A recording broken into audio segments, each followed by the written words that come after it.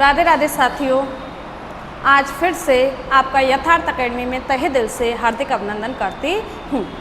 जैसा कि साथियों आपको पता ही होगा, आज 14 सितंबर है और 14 सितंबर को हमारा क्या मनाया जाता है?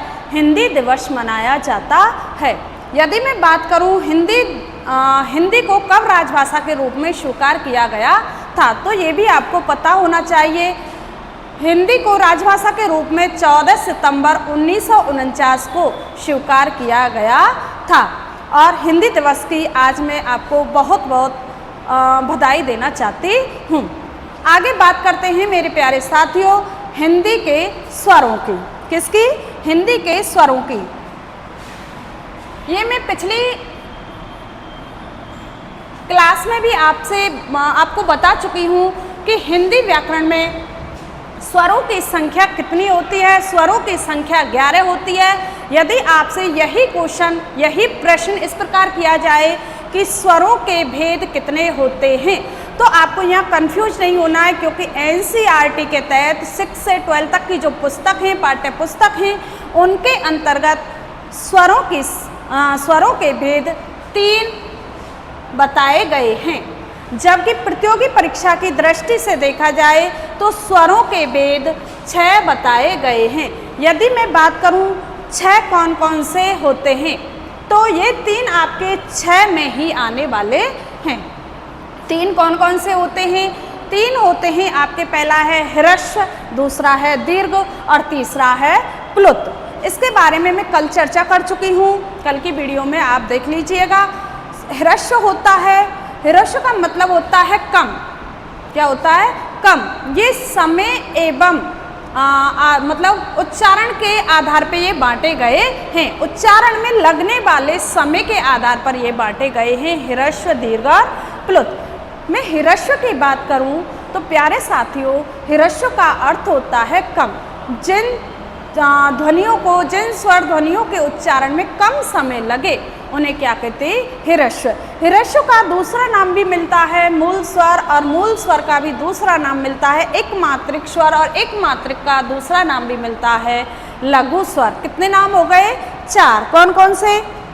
एक बार 6 भेदों की चर्चा कर लेते हैं हम। पहला मैंने आपको पिछली वीडियो में बताया था, उच्चारण में लगने वाले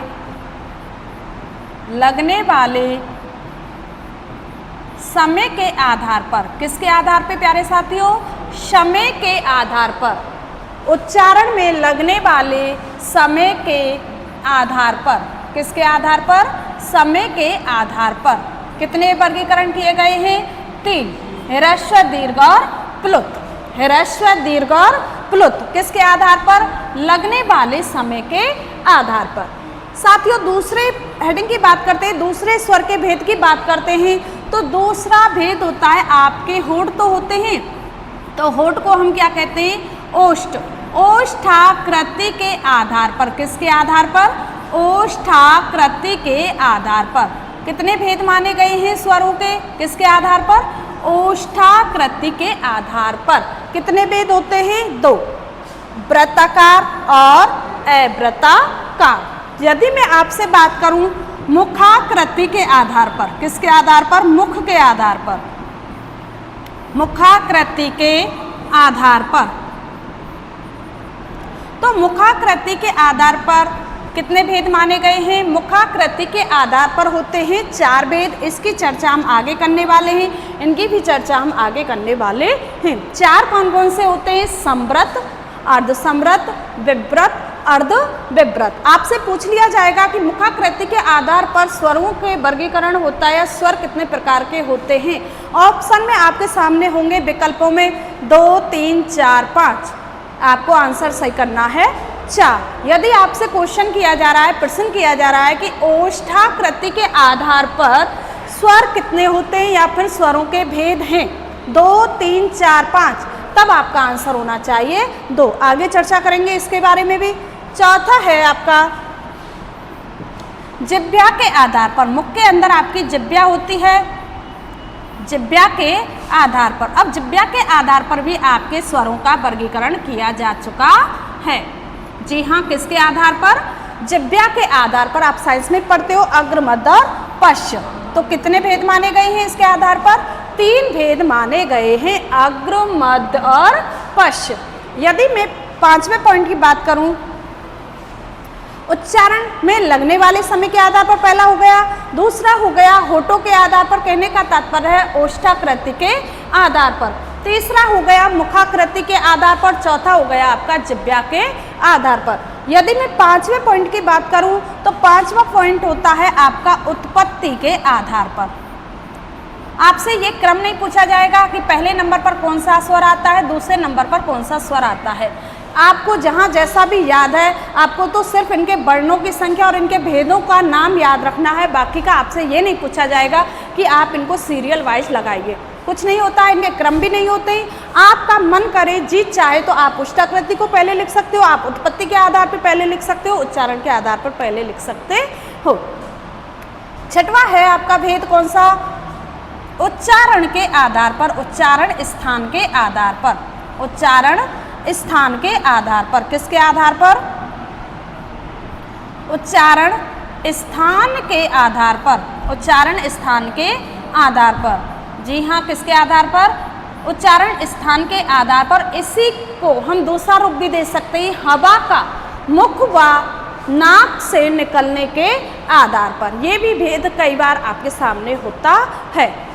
तो आज हम चर्चा करने वाले हैं उच्चारण में लगने वाले समय के आधार पर स्वर कितने होते हैं, ओष्ठाकृति के आधार पर स्वर के भेद कितने होते हैं, मुखाकृति के आधार पर स्वरों के भेद कितने होते हैं, जिह्वा के आधार पर कितने स्वर होते हैं। यहाँ से कई बार क्वेश्चन आ जाता है, प्रश्न आ जाता है। मान लो आपसे पूछ लिया कि जिह्वा के आधार पर स्वरों की संख्या होती है या स्वरों के भेद होते हैं, और ऑप्शन है आपका 1, 2, 3, 4। अब आप कन्फ्यूज हो, यदि आपने तरीके से पढ़ा है, ढंग से पढ़ा है, तो आप आराम से 3 दोगे। कौन कौन से? अग्र, मध्य और पश्च। आपसे क्वेश्चन बदल कर भी पूछ सकता है कि निम्न में से जिह्वा के आधार पर भाग नहीं है, स्वर का भाग नहीं है, और मैंने ऑप्शन में लिख दिया ए ऑप्शन में अग्र, बी ऑप्शन में मैंने लिख दिया मध्य, सी में लिख दिया मैंने अंत, और डी में लिख दिया मैंने पश्च। यदि आपने पढ़ा है तो आप आराम से आंसर दे सकते हो कौन सा? अंत नाम का कोई स्वर नहीं होता है, अग्र, मध्य और पश्च। ऐसे ही मुखाकृति के आधार पर भी 4 भेद माने गए हैं स्वरों के। उसी प्रकार ओष्ठाकृति के आधार पर भी 2 भेद माने जाते हैं। आगे चर्चा करते हैं हम, पहले किसकी आगे चर्चा कर रहे हैं हम? उच्चारण में लगने वाले समय के आधार पर। उच्चारण में लगने वाले समय के आधार पर, समय के आधार पर। प्यारे साथियों, आपको ध्यान से देखना है, जो आप एनसीईआरटी के तहत पढ़ते हो वही यहाँ मैं चर्चा करने वाली हूँ, उसी की चर्चा करने वाली हूँ। किसके आधार पे? उच्चारण में लगने वाले समय के आधार पर। सिर्फ आपको समय पकड़ना है, समय होता है कम, ज़्यादा, अधिक। तो उसी प्रकार हमने भी इनके भेद कर दिए हैं। पहला है आपका 1 नंबर में ह्रस्व। कौन है? ह्रस्व। ह्रस्व स्वर, और ह्रस्व स्वर का साथियों, ह्रस्व होता है कम, छोटा, तो छोटे को हम कहते हैं लघु, छोटे को हम कहते हैं एक मात्रिक स्वर, और छोटे को हम कहते हैं मूल स्वर। कहने का मतलब है इनके 3 नाम और आपको पढ़ने हैं। ह्रस्व, ह्रस्व का शाब्दिक अर्थ होता है कम, और ह्रस्व स्वर का दूसरा नाम मिलता है लघु।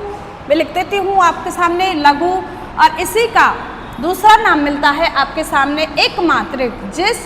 जिन स्वरों के उच्चारण में एक मात्रा का समय लगे, कौन से स्वर कहलाते हैं? एक मात्रिक। और इसी में मैं आगे बात करने वाली हूँ मूल स्वर। उत्पत्ति के आधार पर भी मूल स्वरों की संख्या मानी गई है। ये आपको ध्यान में रखना है। ये तो हैं आपके मूल स्वर, जबकि मूल वर्णों की बात करें तो 44 आपको बताना है, और मूल स्वर की बात की जाए तो आपको कितने बताने हैं? 4 वर्ण बताने हैं। अब इन 4 वर्णों में कौन कौन से वर्ण आते हैं ये भी हम अब देख लेते हैं। कौन कौन से वर्ण आते हैं इनके अंदर? ह्रस्व स्वर। ह्रस्व स्वर का मतलब होता है कम। क्या होता है? कम। जिन ध्वनियों के उच्चारण में, जिन स्वरों के उच्चारण में कम समय लगे उन्हें क्या कहते हैं? ह्रस्व स्वर। यही लघु होता है। अपने छंदों के अंतर्गत पढ़े हैं, लघु का चिन्ह ऐसे होता है और गुरु का चिन्ह ऐसे होता है। एक मात्रिक, नाम से पता चल रहा है, एक मात्रिक का समय लगे उन्हें क्या कहते हैं? एक मात्रिक स्वर कहते हैं। और आगे आपने पढ़ा होगा मूल स्वर। मूल स्वर भी कौन से होते हैं? जिनकी उत्पत्ति मूल से हुई है। मूल जड़ होता है, जड़ ही रूढ़ होता है। कौन कौन से वर्ण आते हैं? तो आपको ध्यान रखना है आ, ई, उ और री, छोटे वाले। आ, ई, उ, री। आ, ई, उ, री। आप बता सकते हो आयुरो। आ, ई, उ, री। आपको याद भी नहीं हो तो आयुर नाम आप समझ सकते हैं। आ, ई, उ, री। कितने वर्ण होते हैं? 4 वर्ण। कितने वर्ण होते हैं? 4। स्वरों की संख्या कितनी मानी गई है? 11। स्वरों की संख्या कितनी मानी गई है? 11। 11 में से कितने वर्ण हैं? ये 4। बाकी के शेष कितने बचे? 7। 7 किसके अंतर्गत रख लिए गए? दीर्घों के अंतर्गत रख लिए गए। यदि मैं बात करूं दीर्घ की, दीर्घ स्वर आपसे पूछ लिया जाता है मूल स्वरों की संख्या होती है, या फिर कह सकते हैं मूल स्वर में से कौन सा स्वर संबंध नहीं रखता है। और इधर मैंने बड़ा आ लिख दिया। बड़ा आ, छोटा ई और उ, इन चारों में से आपको बताना है बड़ा आ हमारे मूल स्वर के अंतर्गत नहीं आता है। कौन कौन से आते हैं? छोटे वाले आ, ई, उ और री। कितने होते हैं? 4। यदि मैं दीर्घ स्वर की बात करूं तो दीर्घ का मतलब होता है ये कम है, एक मात्रा का टाइम लग रहा है, इसमें कितना लगेगा? ज़्यादा। ज़्यादा का मतलब जहां 2 मात्राओं का समय लगे, 2 मात्राओं का समय लगे, 2 मात्राओं का समय लगे। यदि मैं इनकी बात करूं दीर्घ स्वर, दीर्घ स्वर का दूसरा नाम मिलता है आपका संयुक्त स्वर या संधि स्वर। इसी का दूसरा नाम मिलता है, इधर मैंने लघु का किया है, इधर क्या कर दूंगी मैं? गुरु। इधर क्या करूंगी मैं? एक मात्रिक है, इधर क्या कर दूंगी मैं? 2 मात्रिक। आपको नाम से ही पता चल रहा है। इधर मैंने मूल लिखा है, इधर क्या लिख दिया मैंने? संधि स्वर। क्या लिख दिया? संधि स्वर। इधर मैंने लघु लिखा है तो इधर गुरु, और इधर मैंने क्या लिखा है? एक मात्रिक, तो इधर मैंने क्या लिख दिया? 2 मात्रिक स्वर लिख दिया। आगे बात करते हैं कि इनमें कौन कौन से वर्ण सम्मिलित किए गए हैं। किसमें? दीर्घ स्वर में। 4 इधर आ गए और 7 बाकी के इधर आने वाले हैं। कौन सा? बड़ा आ, बड़ी ई, बड़ा ऊ, और कौन है? री। बड़ी री हमेशा संस्कृत में काम में ली जाती है, जबकि इसकी मात्रा, बड़ी री की मात्रा होती है, ये 2 चूल्हे बने हुए होते हैं, ये मात्रा हमेशा संधि में काम में ली जाती है। बड़ा आ, बड़ी ई, बड़ा ऊ। उसके बाद में ए, आई, ओ, औ। ये 7 वर्ण किसमें समाहित किए गए हैं? दीर्घ स्वर में। यदि आपसे पूछा जा रहा है, यदि आपसे पूछा जा रहा है कि निम्न में से दीर्घ स्वर है, तो आपको ये 7 याद करने होंगे। यदि आपसे ह्रस्व स्वर, लघु स्वर, मूल स्वर एवं एक मात्रिक स्वर पूछा जा रहा है, तो आपको ये 4 वर्ण याद करने पड़ेंगे। आगे बात करते हैं प्लुस स्वर की। किसकी? प्लुस स्वर। ये मैं आगे चर्चा कर चुकी हूँ, इसलिए मैं फर्स्ट करा रही हूँ। तीसरा है प्लुस स्वर। कौन सा स्वर? प्लुस स्वर। प्लुस स्वर के बारे में मैंने बताया था, इसको हमेशा 3 के अंक में प्रदर्शित करना पड़ता है, या फिर कह सकते हैं प्लुस स्वर को त्रिमात्रिक स्वर भी कहा जाता है। कौन सा स्वर कहा जाता है? त्रिमात्रिक स्वर भी कहा जाता है। त्रिमात्रिक स्वर भी कहा जाता है।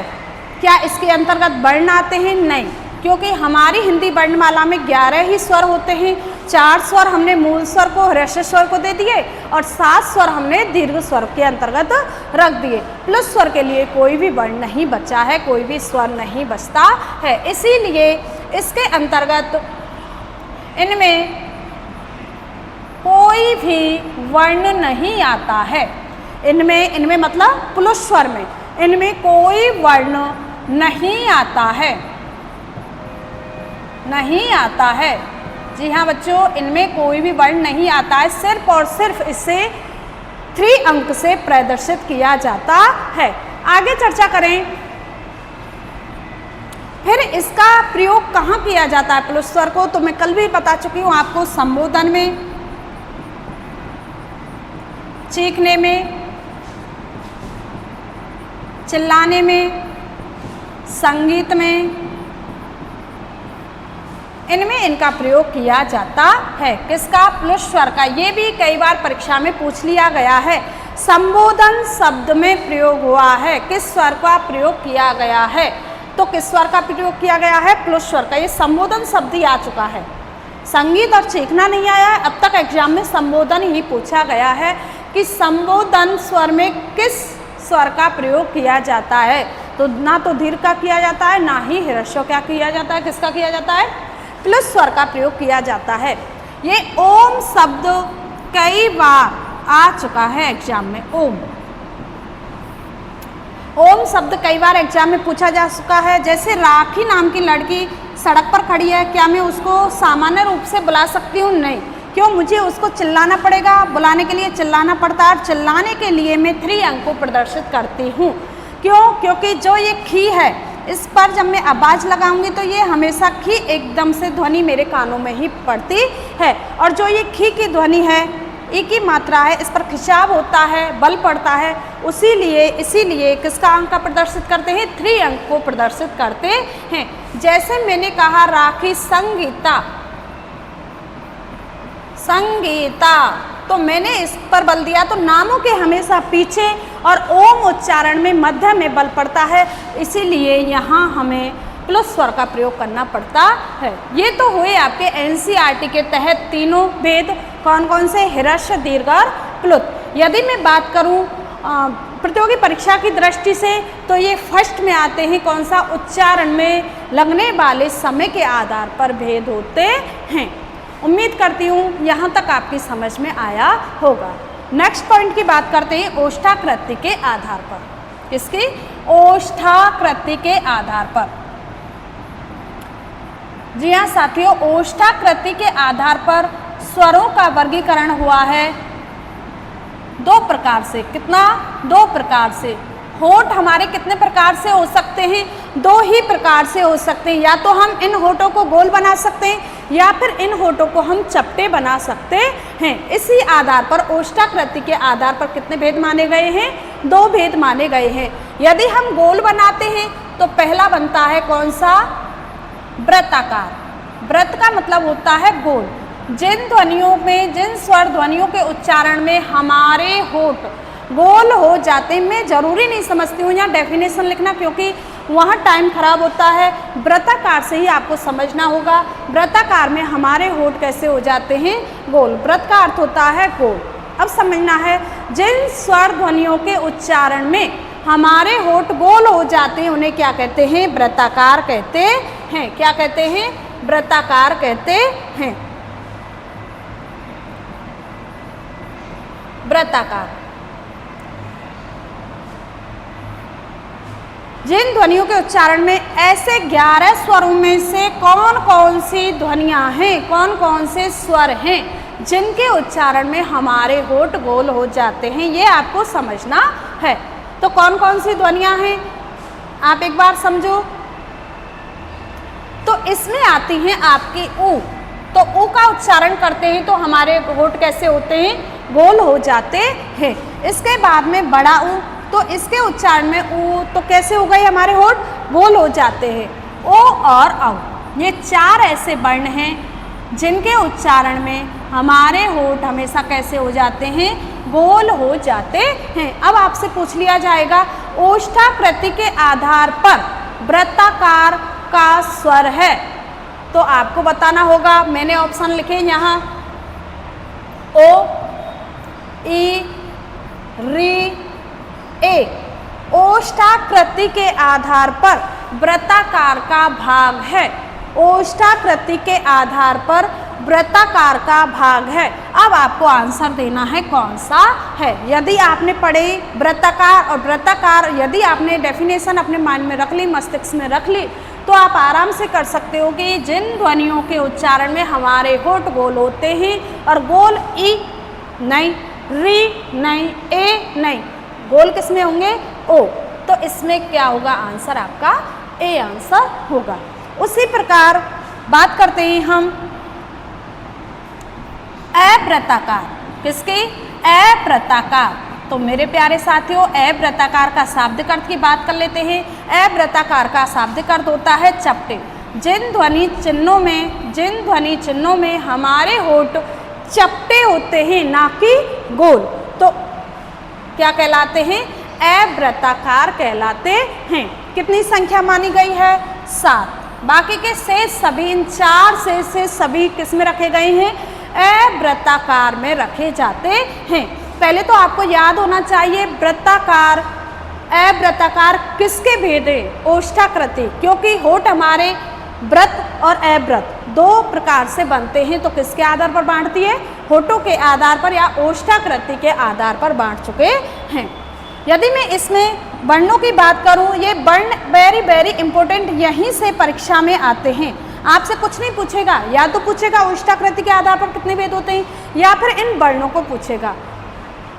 आगे बात करते हैं वर्णों की, तो आ, ई, उ इधर रख दिए तो क्या बचा, री, ए और आई। ये 7 वर्ण किसके अंतर्गत आते हैं, ये 7 वर्ण अवृत्ताकार के अंतर्गत आते हैं। ये भी आपको समझने होंगे। ओष्ठाकृति पूछा जा रहा है, ओष्ठाकृति के आधार पर कितने भेद माने गए, 2 भेद माने गए। कौन कौन से, वृत्ताकार, अवृत्ताकार। यदि वृत्ताकार के अंदर से पूछा जा रहा है कौन कौन से वर्ण आते हैं, तो जिन ध्वनियों के उच्चारण में होठ गोल होते हैं उन्हें वृत्ताकार कहते हैं, और जिन ध्वनियों के उच्चारण में होठ चपटे होते हैं उन्हें क्या कहते हैं, अवृत्ताकार कहते हैं। आगे चर्चा करते हैं मुखाकृति के आधार पर। तीसरा है आपकी हेडिंग है मुखाकृति के आधार पर। किसके आधार पर, मुखाकृति के आधार पर। मुखा का मतलब होता है मुख के। अब मैंने समय के आधार पर बांट दिए, मैंने होठ के आधार पर बांट दिए, अब किसके आधार पर बांट रही हूँ, मुखाकृति के आधार पर स्वरों के भेद, आधार पर भेद। क्योंकि सामान्य रूप से हम 3 ही याद करते हैं, जिसके कारण हम यहाँ से जब प्रश्न किए जाते हैं तो अक्सर हम नहीं कर पाते हैं। यदि मैं पहले भेद की बात करूं तो इसके 4 भेद माने गए हैं। समृत, दूसरा है आपका अर्धसमृत,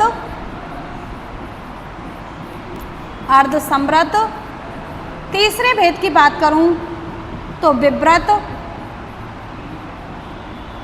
और चौथे भेद की बात करूं तो अर्धविव्रत।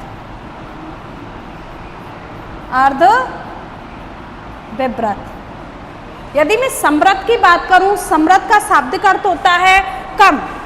जिन स्वर ध्वनियों के उच्चारण में, जिन ध्वनियों के उच्चारण में हमारा मुख प्राय बंद सा रहता है, हमारा मुख प्राय बंद सा रहता है, कम खुलता है, उसे क्या कहते हैं, समृत स्वर कहते हैं। पहले तो आपको देखना है ये किसके भाग हैं, मुखाकृति के भाग हैं। कितने होते हैं, 4, ये याद होना चाहिए। और 4 कौन कौन से, ये भी आपको ध्यान में रखने होंगे। समृत, अर्धसमृत, विव्रत, अर्धविव्रत। जिन ध्वनि के उच्चारण में हमारा मुख प्राय बंद सा रहता है उन्हें हम क्या कहते हैं, समृत, प्राय बंद सा रहता है। अब ध्यान में देना है आपको, समृत, प्राय बंद, ऐसे कौन कौन से वर्ण आते हैं जिनमें हमारा मुख प्राय बंद सा रहता है। तो यहाँ समझ लीजिएगा, ई, उ और री। इधर में ये लाइन मैंने इसलिए काढ़ी है, यहाँ मैं आपको जिह्वा के आधार पर भी बताने वाली हूँ। क्योंकि बच्चे अक्सर कंफ्यूज हो जाते हैं जिह्वा के आधार पर। और जिह्वा के आधार पर मैं बात करूं तो पहला भाग होता है, भेद होता है कौन सा, अग्र। दूसरा कौन सा होता है, मध्य। और तीसरा कौन सा होता है, पश्च। पहला कौन सा होता है, अग्र। दूसरा है आपका मध्य और तीसरा है आपका पश्च। तो कितने भेद होते हैं जिह्वा के आधार पर? जिह्वा के आधार पर आपके 3 भेद माने गए हैं। कितने भेद माने गए हैं? 3 भेद माने जाते हैं। जबकि मुखाकृति के आधार पर कितने भेद माने जाते हैं? 4 भेद माने जाते हैं। समृद्ध की बात करूं तो आपके ई, उ, री इधर भी सेम रहने वाले हैं, लेकिन अंतर कहाँ करना है आपको, ये देखना है। यदि अग्रभाग आपसे पूछा जा रहा है, जिह्वा होती है जीभ। जीभ का जो अगला हिस्सा है ये किन किन स्वर वर्णों का उच्चारण करता है? देख लीजिए, ई, इधर भी ई है और इधर भी ई है। इधर उ है, सिर्फ हमें यहाँ चेंज करना है। यदि आपसे पूछा जा रहा है उ तो ध्यान रखना है आपको, मुखाकृति का समृद्ध भाग पूछ रहा है। यदि आपके सामने ए और आई आ गए तो अब आपको समझना है ये किसका भाग हो गया, जिह्वा के आधार पर अग्रभाग हो चुका है। यदि आपके सामने यह ग्रुप दिया है तो ये समृद्ध का है, जबकि उ के स्थान पर ए आई कर दिया है तो ये किसका भाग हो गया, जिह्वा का भाग हो गया। 3 वर्ण सेम टू सेम रहने वाले हैं। यदि मैं यहाँ इधर विव्रत की बात करूँ, विव्रत का मतलब होता है मुख का पूरा खुलना। मुख का कैसा खुलना, पूरा खुलना, अधिक खुलना या फिर ज़्यादा खुलना। कैसा खुलना, अधिक खुलना। आपने देखा होगा जब हमें लड्डू दिए जाते हैं, हम कहीं पार्टी वगैरह में जाते हैं, रसगुल्ले खाते हैं, तो एक ही रसगुल्ले को एक बार में हम रखने का प्रयास करते हैं। तो हमें क्या करना पड़ता है, क्या हम ऐसे ही खा लेते हैं? नहीं, हमें पूरा मुख खोलना पड़ता है। पूरा मुख खोलने के लिए हमें रसगुल्ले को अंदर रखना पड़ता है। तो जब हम लड्डू खाते हैं तो हमारा मुख कैसे होता है, आ। कैसे होता है, आ। और ये बड़ा आ हमेशा किस में आता है, विव्रत में आता है। विव्रत में कौन सा वर्ण आता है, बड़ा आ वर्ण आता है। ध्यान रखना, समृद्ध में 5 वर्ण आते हैं, जबकि विव्रत में एक ही वर्ण आता है, बड़ा लड्डू खाना। और बड़ा लड्डू कब खाते हैं, जब हम पूरे मुंह को खोलते हैं। यदि मैं अर्ध समृद्ध की बात करूं तो अर्ध समृद्ध का मतलब होता है इससे थोड़ा सा अधिक। ए और ओ ये 2 वर्ण किसके अंतर्गत आते हैं, अर्ध समृद्ध के अंतर्गत आते हैं। जबकि अर्ध विव्रत के अंतर्गत कौन कौन से आते हैं, आ और कौन सा बच्चा आपका, आई और औ। ये 3 वर्ण आपके किस में आते हैं, अर्ध विव्रत में आते हैं।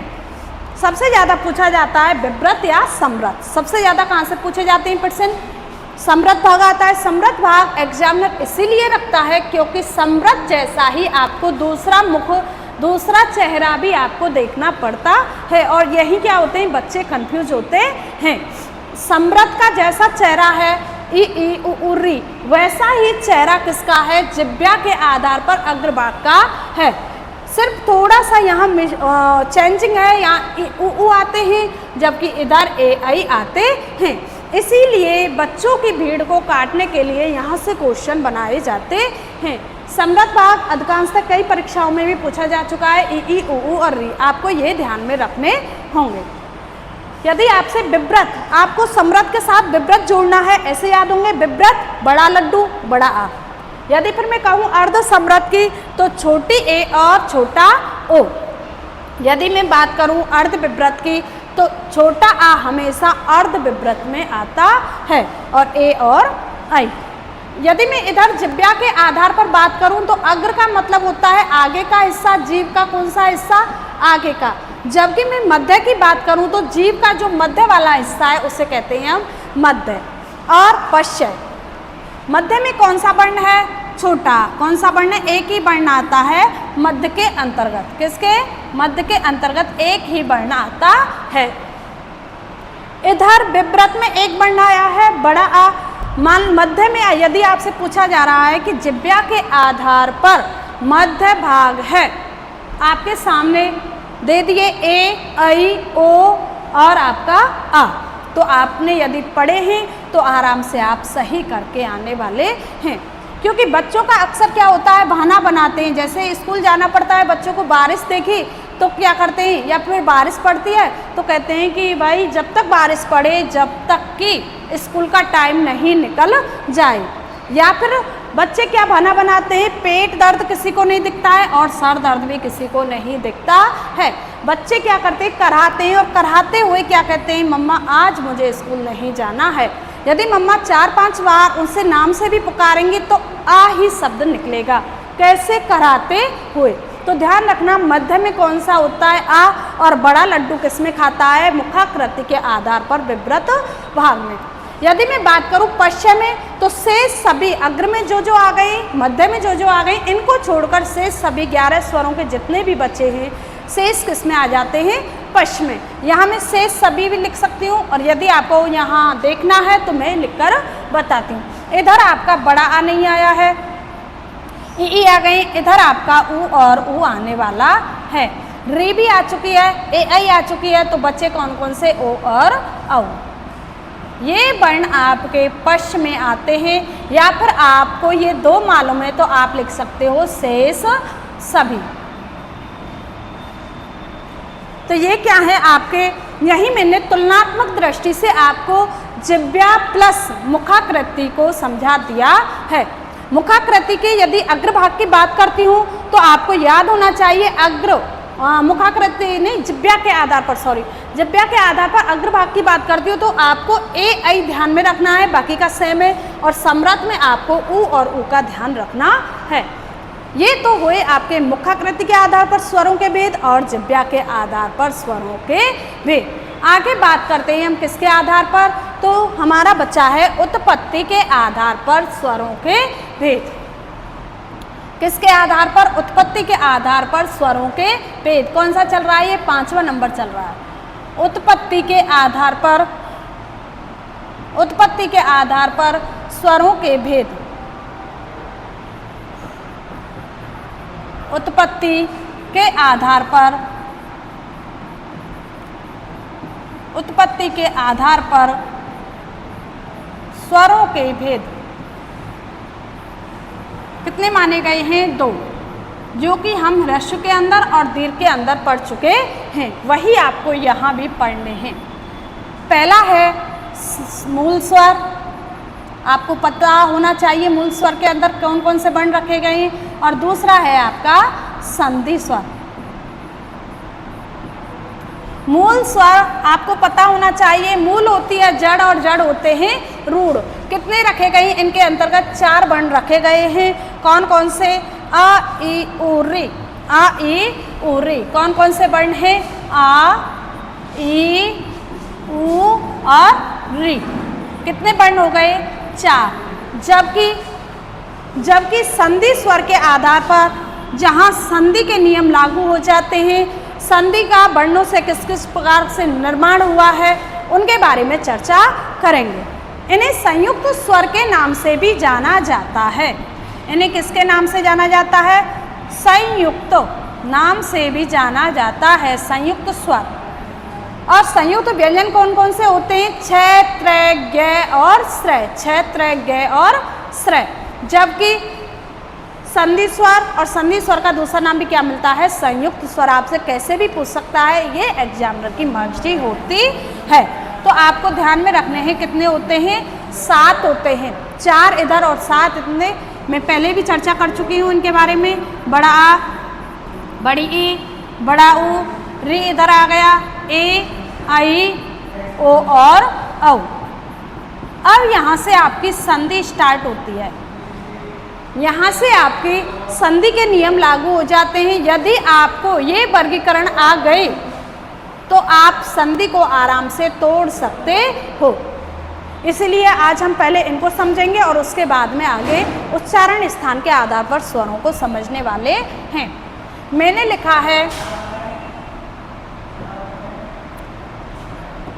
मैंने लिखा है आ, मैंने लिखा है आ, बड़ा। किसकी बात कर रही हूँ मैं? संधि स्वर की बात कर रही हूँ। बड़ा आ, बड़ी ई और बड़ा उ। ए, आई, ओ और औ। प्यारे साथियों, यहाँ आपको पूछा जा सकता है, यहाँ आपसे पूछ लिया जाएगा कि सजातीय वर्ण कौन से होते हैं, सजातीय स्वर कौन कौन से होते हैं, जबकि विजातीय स्वर कौन कौन से होते हैं। यदि आपने सही तरीके से अध्ययन किया है तो आप बता सकते हैं। सजातीय का मतलब प्यारे साथियों यह होता है, सा का मतलब होता है समान, जाति का मतलब होता है जाति, सजातीय। ये कौन से स्वर कहलाते हैं? सजातीय। जो अपनी ही जाति से निर्मित हैं, जो अपनी ही जाति से जिन वर्णों का निर्माण हुआ है उन्हें कहते हैं हम सजातीय स्वर। जबकि विजातीय, विजातीय का मतलब होता है, वि का मतलब होता है असमान। कैसा होता है? असमान। वि का अर्थ क्या होता है? असमान। सजातीय का मतलब होता है सा, सा का मतलब होता है समान और वि का मतलब होता है असमान। समान जाति से जो वर्ण का निर्माण हुआ है सजातीय, और असमान जातियों से जिन वर्णों का निर्माण हुआ है वह होते हैं विजातीय। तो यहाँ चर्चा कर लेते हैं। देखो, एक तो होती है अरेंज मैरिज, जो कि हमारे माता पिता हमारी ही जाति में अरेंज मैरिज करते हैं, वहीं इनके रूप भी चलने वाले हैं। आपसे प्रश्न पूछ लिया जाए कि आ के कितने रूप होते हैं, आ का निर्माण कितने रूपों में हुआ है, तो आपका आंसर होना चाहिए कितने रूपों में होता है? 4 रूपों में होता है। ई का निर्माण भी उसी प्रकार चलेगा, 4 रूपों में होगा, और उ का निर्माण भी आपका 4 रूपों में होता है। वेरी वेरी इंपॉर्टेंट संधि की दृष्टि से। यदि मैं आ की बात करूं तो छोटा आ प्लस छोटा आ मिलकर क्या बनते हैं? बड़ा आ। क्या बनते हैं? बड़ा आ। यदि मैंने बड़ा आ प्लस बड़ा आ किया तब भी आपके क्या बनेंगे? बड़े आ। यदि मैंने छोटा आ प्लस बड़ा आ किया तब भी आपका निर्माण होगा बड़ा आ। और यदि मैंने बड़ा आ प्लस छोटा आ किया तब भी निर्माण क्या होगा? बड़ा। आपको एक जैसे ही शब्द निर्माण दिख रहे हैं, वर्ण निर्माण दिख रहे हैं। पहले मैंने छोटा आ लिया और बाद में भी छोटा आ लिया, तब भी क्या बना है? बड़ा आ बना है। मैंने पहले बड़ा लिया है, बाद में बड़ा लिया है, तब भी क्या निर्माण हुआ है? बड़े का। यदि मैंने छोटा पहले लिया है, बाद में बड़ा लिया है, तब भी किसका निर्माण हुआ है? बड़े का, दीर्घ का। और आ प्लस आ का निर्माण किस में हुआ है? दीर्घ में बदल जाता है। उसी प्रकार ई के रूप चलते हैं। ई के रूप किस प्रकार चलेंगे? मान लो ई के रूप है, मैंने छोटी ई प्लस छोटी ई की तब भी कौन सी ई? बड़ी ई। यदि मैंने बड़ी ई प्लस बड़ी ई की तब भी बड़ी का निर्माण होता है। यदि मैंने बड़ी ई प्लस छोटी ई ली तब भी बड़ी ई का निर्माण होता है। यदि मैंने छोटी ई प्लस बड़ी ई की तो भी बड़ी ई। कहने का तात्पर्य है कि आपको एक जैसे वर्ण दिखाई दे रहे हैं, अपनी ही जाति में इनकी शादी हो चुकी है। कहने का मतलब है ये कौन सा विवाह है? Arrange marriage. उ की उत्पत्ति की तो मैंने छोटा उ प्लस छोटा उ किया तो बड़ा उ। यदि मैं बड़ा उ प्लस बड़ा उ करूं तो भी कौन सा? बड़ा उ। यदि मैं बड़े उ प्लस छोटा उ करूं तो भी बड़ा उ, और यदि मैं छोटा उ प्लस बड़ा उ करूं तब भी बड़ा उ। तो कितने रूप चलते हैं इनके? 4 रूप चलते हैं। इन्हें कहते हैं इनका दीर्घ रूप होना, आ ई उ। इनका यदि जब दीर्घ रूप होता है तो वहाँ दीर्घ संधि होती है। याद रखना, आपको पहचानने में आसानी नहीं होती है तो आप एक बार समझ लेना कि शब्द के मध्य में कहीं भी बड़ा आ, बड़ी ई, बड़ा उ दिखे वहाँ दीर्घ संधि होती है। दोबारा से, शब्द के मध्य में, किसी भी शब्द के मध्य में बड़ा आ, बड़ी ई, बड़ा उ दिखे तो वहाँ आँख मूंद कर आप क्या करके आना? दीर्घ संधि करके आना। अब बात करते हैं ए का निर्माण कैसे हुआ है। देखो, पहले हम आ प्लस ई करेंगे तो कौन सी ए बनेगी? प्रोडक्ट आया आपका ए का। आ प्लस ई से क्या बना, ए। यदि मैं इसी ए को यहाँ रख दूँ और इसका निर्माण किससे कर दूँ, आ से कर दूँ, तब आपकी क्या बनेगी, बड़ी ए। ये मैं इसलिए बता रही हूँ कि यदि आपने ये समझ लिए और ये आपके समझ में आ गए तो आप आराम से संधि कर सकते हो। और यहाँ से भी प्रतियोगी परीक्षाओं में पूछ लिए जाते हैं, ए वर्ण का, ए स्वर का निर्माण हुआ है किन दो वर्णों के मिल से बना है, कौन, ए। और आपके सामने पहले आ प्लस ई आएगा, आ प्लस ए आएगा, ए प्लस ए आएगा। यदि आपने पढ़ा है तो आप करके आ सकते हो। आ प्लस ई, और ई के साथ में आपको बड़ी ई भी लेनी पड़ती है, किसकी, बड़ी ई। कौन सी ई, बड़ी ई। कोई सी आए तो निर्माण सिर्फ और सिर्फ ए का होता है। यदि मैं आ प्लस ए का निर्माण करूं तब आपका बनेगा बड़ी ए। यदि मैं आ प्लस उ और उ का करूं तब आपका निर्माण बनेगा, वर्ण बनेगा ओ। ओ और ए, आ प्लस ई की तो ए, और मैं इधर ए लेके आई तो किसका निर्माण हो गया, बड़ी ए का। यदि मैंने आ प्लस उ किए तो किसका निर्माण हुआ, ओ का। यदि मैं आ प्लस ओ का निर्माण करूं तब आपका बनेगा बड़ी ओ का। तो ये तो हुए प्यारे साथियों आपके सजातीय स्वर प्लस विजातीय स्वर। अपनी ही जाति से जिन वर्णों का मेल हुआ है वह सजातीय, और विजातीय जो अलग अलग वर्णों के योग से मिलकर बने हैं उन्हें क्या कहते हैं, विजातीय। एक चीज़ आपको ध्यान में रखनी है, आपको ए आई ओ औ दोनों सेम सेम, चारों सेम सेम दिखते हैं कि ये अपनी ही जाति से बने होंगे, लेकिन ऐसा नहीं है। आ प्लस ई आए तो ए, आ प्लस ए आए तो बड़ी ए, आ प्लस उ आए तो ओ, और आ प्लस ओ आए तो बड़े ओ का निर्माण होता है। आगे चर्चा करते हैं हम उच्चारण स्थान के आधार पर। उच्चारण स्थान के आधार पर, उच्चारण स्थान के आधार पर कितने भेद माने गए हैं स्वरों के, तो ये है आपका 6 नंबर का स्वर। उच्चारण स्थान के आधार पर, उच्चारण स्थान के आधार पर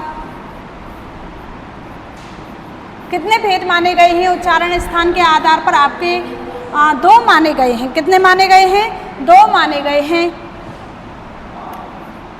कौन सा, अनुनासिक और निर्नासिक। कौन कौन से, अनुनासिक, और दूसरा कौन सा है, निर्नासिक।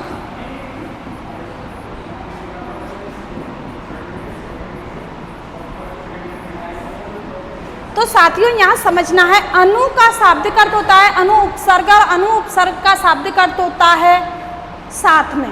क्या, साथ में। किसके साथ में, नाक के साथ में। नासिक, नासिक का मतलब होता है नाक। वे ध्वनियाँ, वे स्वरवर्ण जो नाक के साथ में बोले जाते हैं। जैसे कि जब किसी व्यक्ति को जुकाम होता है तो वो नाक की सहायता अपने आप लेनी उन्हें पड़ती है। वे ध्वनियाँ जो नाक के साथ में, अनु मतलब साथ में, किसके साथ में, नाक के साथ में। वे वर्ण जो बोले जाते हैं, जो वर्ण बोले जाते हैं उन्हें क्या कहते हैं, अनुनासिक वर्ण कहते हैं। कौन कौन से होते हैं, हमारे 11 स्वर हैं। 11 स्वर हैं, आ, ई, उ, री, ए, आई, ओ और औ। कितने हैं ये, 11। यदि मैं बात करूं अनुनासिक और अनुस्वार की, एक बार यहाँ समझ लो। अनुनासिक बेटा होते हैं साथियों, अनुनासिक होते हैं चंद्र बिंदु। क्या, चंद्र बिंदु। जबकि अनुस्वार होता है एक ही बिंदु। इनमें अंतर समझ लीजिएगा। यदि आपसे अनुनासिक वर्ण पूछ रहा है, निम्न में से अनुनासिक है, निम्न में से, ध्यान से समझना है आपको, निम्न में से अनुनासिक है, A option, B option, C option, D option, A B C और डी, ये सभी। अब आपको बताना है निम्न में से अनुनासिक वर्ण है या स्वर है। आपको पहले पता होना चाहिए क्योंकि ये प्रतियोगी परीक्षा में आ चुका है। पिछली जितनी भी प्रतियोगी परीक्षा हुआ कहीं ना कहीं ये पूछ लिया गया था। तो अनुनासिक होता है ऐसे, ये बिंदु है, ये तो होता है नाक का प्रतीक। किसका प्रतीक? नाक का प्रतीक। और जबकि ये जो मुख सा बना होता है, ये किसका प्रतीक है? मुख का प्रतीक। समझ रहे हैं? ये होता है अनुस्वार, नाक का प्रतीक, जबकि ये होता है मुख का प्रतीक। वे ध्वनियाँ जो मुख एवं नाक की सहायता से बोली जाती हैं उन्हें कहते हैं अनुनासिक, और जबकि वे ध्वनियाँ जो सिर्फ और सिर्फ नाक की सहायता से बोली जाती हैं उन्हें क्या कहते हैं? अनुस्वार। अंतर आपकी समझ में आया होगा। वे ध्वनियाँ जो ये मुख है, मुख की सहायता से प्लस नाक की सहायता से बोली जाती हैं अनुनासिक, और सिर्फ नाक की सहायता से वे ध्वनियाँ बोली जाती हैं उन्हें क्या कहते हैं? अनुस्वार कहते हैं। अनुस्वार का आगे बात करते हैं। अब अनुनासिक वर्ण के अनुनासिक कैसे लगाए जाते हैं। यदि मैं बात करूं अनुनासिक की तो आपको पता है चंद्र बिंदु ही लगाए जाते हैं। यदि अब यहाँ मैं बिंदु रख सकती हूँ, लेकिन आपको चिन्ह प्रदर्शित करने के लिए मैं पूरा चंद्र बिंदु लगाने वाली हूँ। क्यों? क्योंकि हम जब देखते हैं आई के पीछे जब हम बिंदु देखते हैं तो ये चंद्र बिंदु ही होता है, लेकिन ऊपर स्थान विशेष का अभाव होने के कारण हम किसका प्रयोग कर लेते हैं? हम बिंदु का प्रयोग करते हैं, अनुस्वार का प्रयोग कर लेते हैं, जबकि होता क्या है? ये चंद्र बिंदु ही होता है। कैसे? यहाँ स्थान विशेष का अभाव है। स्थान नहीं है क्योंकि ऊपर क्या लगा दी गई है? मात्रा। जहाँ मात्राएं लगी होती हैं वहाँ पूरा चंद्र बिंदु नहीं आता है, वहाँ सिर्फ और सिर्फ अनुस्वार का प्रयोग कर देते हैं। होता ये चंद्र बिंदु ही है, लेकिन इस चंद्र को हटा देते हैं, सिर्फ और सिर्फ बिंदु को लगा देते हैं। लेकिन मैं यहाँ प्रदर्शित करने के लिए आपके सामने चंद्र बिंदु का प्रयोग कर रही हूँ। आगे बात करते हैं निर्नासिक। निर्नासिक का मतलब होता है वे ध्वनियाँ जो बिना नाक की सहायता से बोली जाती हैं उन्हें के। निर का मतलब होता है बिना, नासिक का मतलब होता है नाक के। वे ध्वनियाँ जो बिना नाक की सहायता से बोली जाती हैं उन्हें हम निर्नासिक कहते हैं। और निर्नासिक में आपके यही 11 स्वर आने वाले हैं।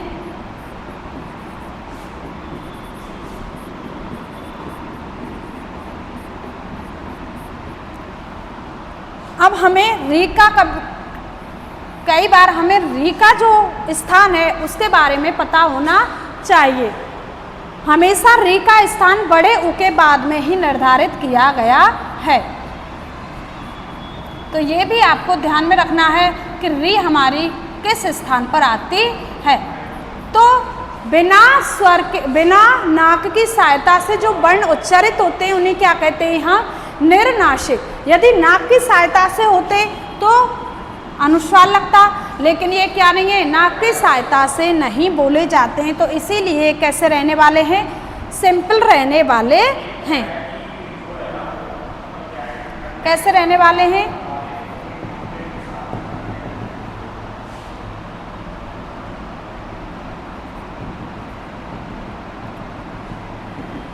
बिना अनुस्वार के रहते हैं। इन्हें क्या कहते हैं? हम निर्नासिक वर्ण कहते हैं। जबकि अनुनासिक वर्ण में चंद्र बिंदु होती है, अनुस्वार अलग होता है, अनुनासिक वर्ण अलग होते हैं। निर्नासिक आ आ इ ई इन अनुस्वार का प्रयोग हमेशा बहुवचन में काम में लिया जाता है। दूरी से जब हम दूरियां बनाते हैं तो चंद्र बिंदु काम में लिए जाते हैं। तो ध्यान में रखना, ये बिंदु वर्ण हमारा एक वचन है। यदि मैंने वर्णों लिखा तो ध्यान में रखना, यहाँ स्थान मात्रा के आधार पे यहाँ कम जगह है या फिर कह सकते हैं स्थान का अभाव है, इसीलिए मैं यहाँ बिंदु का प्रयोग करती हूँ। लेकिन होता क्या है? ये चंद्र बिंदु ही होता है। तो बहुवचन जितने भी शब्द होते हैं उनमें हमेशा चंद्र बिंदु का प्रयोग किया जाता है। आगे बात करते हैं, ये तो हुए हमारे स्वरों के वर्गीकरण। एक बार हम इनको रिवाइज कर लेते हैं। यदि आपसे पूछा जा रहा है स्वर के कितने भेद होते हैं तो आपको 6 बतानी है। यदि आपसे पूछा जा रहा है कि स्वर की संख्या कितनी होती है तो आपको 11 बताने होंगे।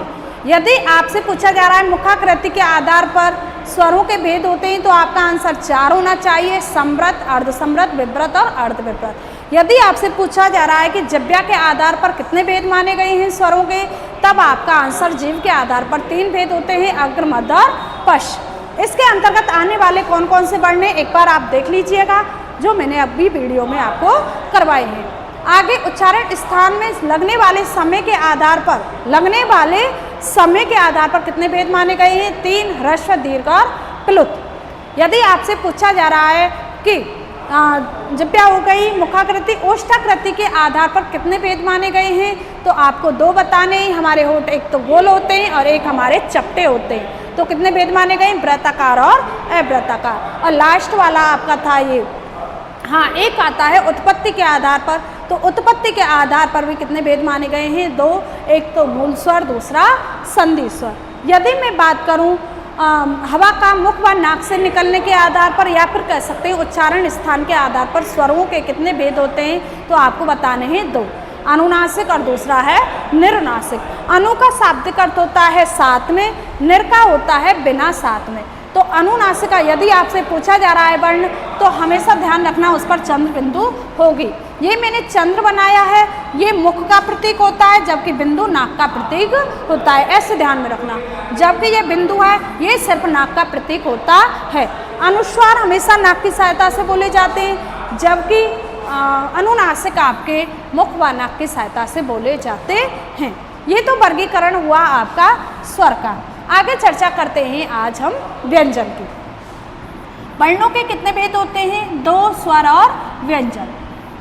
व्यंजन की यदि मैं डेफिनेशन की बात करूं, यदि मैं डेफिनेशन की बात करूं तो व्यंजन की डेफिनेशन होती है वे ध्वनियाँ जो स्वर की सहायता से बोली जाती हैं। वे ध्वनियाँ जो स्वर की सहायता से बोली जाती हैं। कैसे? कै, कै का यदि मैं इसको देखूं, कै किसकी सहायता से बोली जाती है तो कै तो ऐसे व्यंजन होता है, ये स्वर की सहायता से बोला जा रहा है तब ये पूर्ण होता है और पूर्ण बनकर क्या बनता है? ये कै। तो ये तो व्यंजन है और व्यंजन किसकी सहायता से बोले जाते हैं? स्वर की सहायता से बोले जा रहे हैं। व्यंजन डेफिनेशन आपको याद में रखनी है, वे ध्वनियाँ जो स्वर की सहायता से बोली जाती हैं उन्हें व्यंजन कहते हैं। वे ध्वनियाँ जो बिना बाधा के उच्चारित होती हैं, वे ध्वनियाँ जो स्वतंत्र रूप से उच्चारित होती हैं, वे ध्वनियाँ जो स्वतः उच्चारित होती हैं, ये क्या कहलाते हैं? स्वर। अब हम बात कर रहे हैं व्यंजनों की। वे ध्वनियाँ, अब मैं डेफिनेशन की बात करूं तो डेफिनेशन क्या बनेगी इसकी?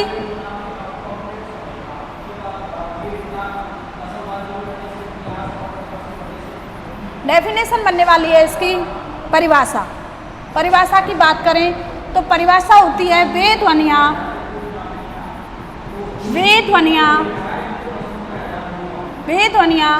जो स्वर की सहायता से बोली जाती हैं, जो स्वर की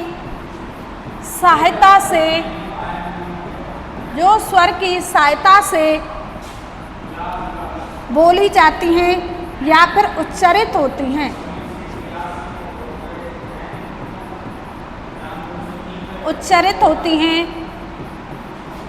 उन्हें क्या कहते हैं? व्यंजन कहते हैं। यदि मैं व्यंजन के सामान्य वर्गीकरण की बात करूं, जैसे अब इधर लिख लो, जैसे कै प्लस आ किसकी सहायता से बोले जा रहे हैं? स्वर की सहायता से बोले जाते हैं। व्यंजन का सामान्य वर्गीकरण की बात करूं तो ये 3 प्रकार से हुआ है सामान्य वर्गीकरण। किसका? व्यंजन का। यदि मैं व्यंजन के सामान्य वर्गीकरण की बात करूं तो कितने प्रकार से हुआ है? 3 प्रकार से। कौन कौन सा? पहला है आपका स्पर्शी व्यंजन, जो आप का से लेकर पढ़ते हो। दूसरा क्या होता है? पहला हो गया स्पर्शी, दूसरा होता है अंतस्थ और तीसरा होता है आपका ऊष्म।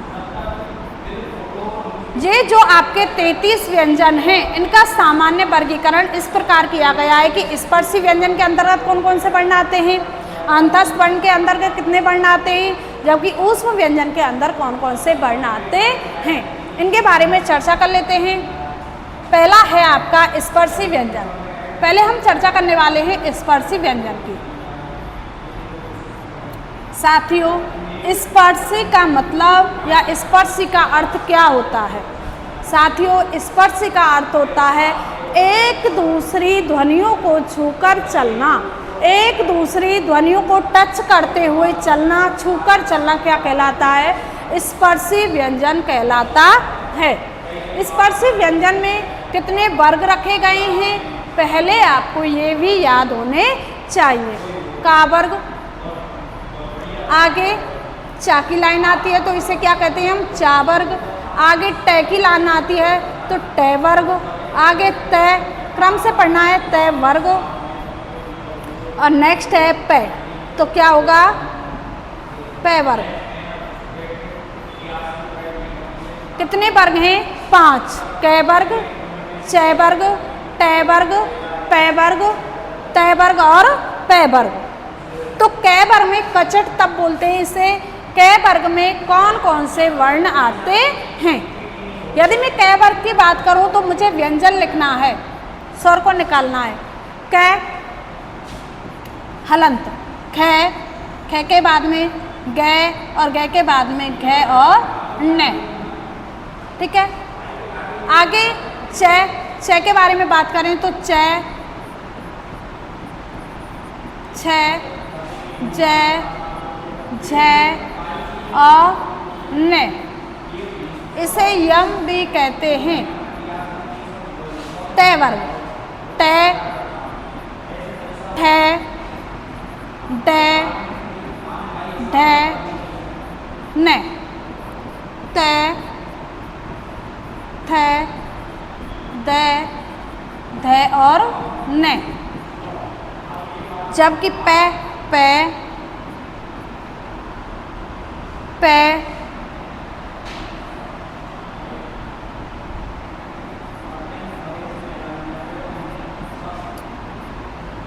पे, फे, हलंत सभी में लगाना है क्योंकि हमें यहाँ व्यंजन पढ़ रहे हैं, व्यंजन ही पढ़ने पड़ेंगे। पे, फे, बे,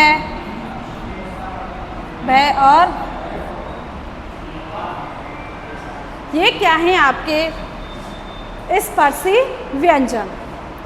स्पर्शी व्यंजन एक दूसरे को छूकर चलना क्या कहलाता है? स्पर्श करते हुए चलना स्पर्शी व्यंजन कहलाते हैं।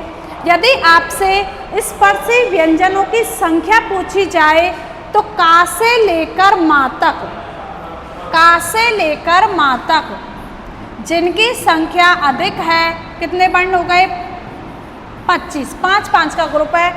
5 कै वर्ग में आते हैं, 5 चय वर्ग में आते हैं, 5 टे वर्ग में आते हैं, 5 तय वर्ग में आते हैं और 5 पे वर्ग में आते हैं। इसीलिए 5 का ग्रुप होने के कारण इनकी संख्या कितनी होती है? 25 संख्या होती है। यदि आपसे पूछा, आप भूल भी जाते हो तो आपको याद रखना है जिनकी संख्या अधिक है, जिन व्यंजनों की संख्या अधिक है वही व्यंजन कम है। जिन व्यंजनों की संख्या अधिक है वही व्यंजन कम है। का से लेकर माँ तक कम, का से लेकर माँ तक क्या कहलाते हैं? ये स्पर्शी व्यंजन। जिन व्यंजनों की संख्या अधिक है वही व्यंजन क्या है? कम है। का से लेकर माँ तक क्या कहलाते हैं? स्पर्शी व्यंजन कहलाते हैं। यदि मैं बात करूं अंतस्थ की, यदि मैं बात करूं अंतस्थ की, किसकी? अंतस्थ की।